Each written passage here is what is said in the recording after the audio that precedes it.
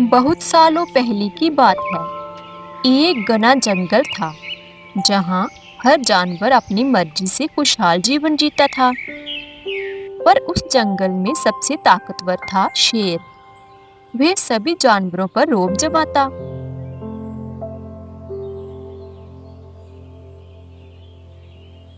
उसी जंगल में मोती नाम का एक सीधा साधा हिरन रहता था, जो सुबह होते ही घास के मैदान में चरने निकल जाता। उसी जंगल में लिली नाम की एक चतुर लोमड़ी रहती थी, जो अपनी चतुराई के लिए पूरे जंगल में जानी जाती थी। एक दिन शेर को बहुत भूख लगी। बहुत दिनों से वह शिकार नहीं कर पाया था। तभी उसे दूर मैदान में हिरन दिखाई दिया। शेर ने गरजते हुए कहा, वाह, ताजा हिरन! आज का शिकार तो मिल ही गया। आज तो मजे ही मजे हैं।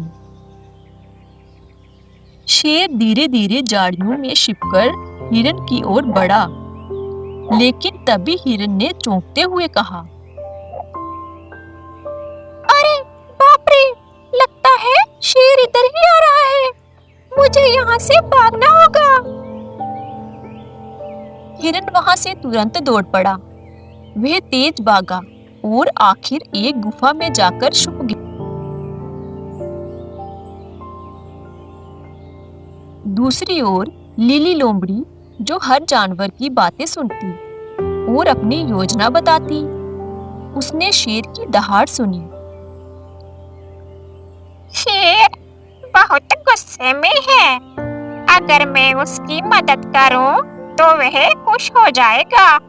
क्या पता मुझे इनाम में कुछ मिल जाए। पहले शेर को ढूंढती हूँ। फिर लिली शेर को ढूंढने लगी।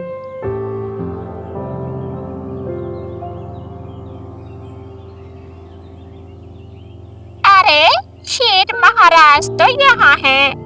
आखिर मैंने ढूंढ ही लिया। शेर को देखकर लिली लोमड़ी बोली,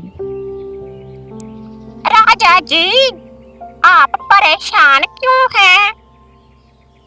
शेर ने बड़े ही गुस्से से कहा, हिरन मेरे हाथों से निकल गया। बहुत ही तेज दौड़ता है। लिली लोमड़ी ने बड़ी ही चालाकी से कहा, राजा जी, अगर आप चाहें तो मैं उसे आपके पास ले आ सकती हूँ। लोमड़ी की बात सुनकर शेर हैरान हो गया। तू कैसे? महाराज, आप बस मुझ पर भरोसा कीजिए। अब लोमड़ी जंगल में हिरन को ढूंढने लगी। हिरन को ढूंढते ढूंढते उसे एक पेड़ पर कौवा बैठा मिला। अरे कालू भैया, क्या आपने मोती हिरन को देखा है? मुझे उससे बहुत ही जरूरी काम है। अगर देखा है तो कृपया मुझे बता दे। हाँ लिली, वो भागता हुआ जंगल की पुरानी गुफा की ओर गया है। अब जल्दी से हिरन के पास जाती हूँ और उसे अपनी मीठी मीठी बातों में फंसाती हूँ। लिली लोमड़ी गुफा की तरफ बढ़ने लगी। कुछ ही समय में वह हिरन के पास पहुंच गई।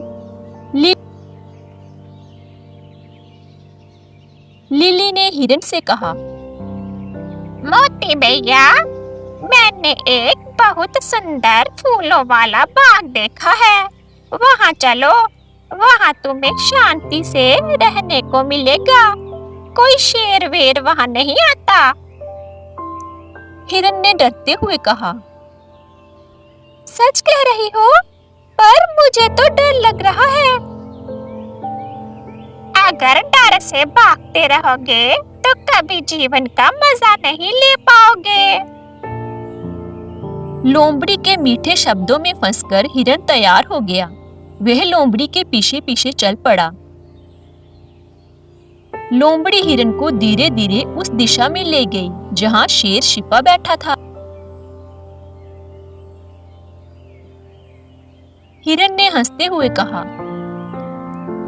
लिली बहन, वाकई ये जगह बहुत सुंदर है।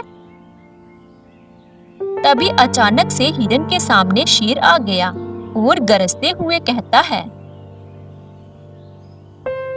अब तुझे कहीं नहीं जाना हिरन, तुझे बस मेरे पेट में जाना है। धोखा, लिली, तुमने मुझे धोखा दिया। लोमड़ी मुस्कुराकर बोली, जंगल में हर कोई अपनी भूख मिटाने के लिए ही जीता है। शेर ने जैसे ही छलांग लगाई, मोती हिरन तेजी से भागा और शेर एक झाड़ी में फंस गया। शेर चिल्लाने लगा, अरे ये कांटे, अरे कोई मुझे बचाओ। हिरन अपनी तेज रफ्तार से दूर निकल गया।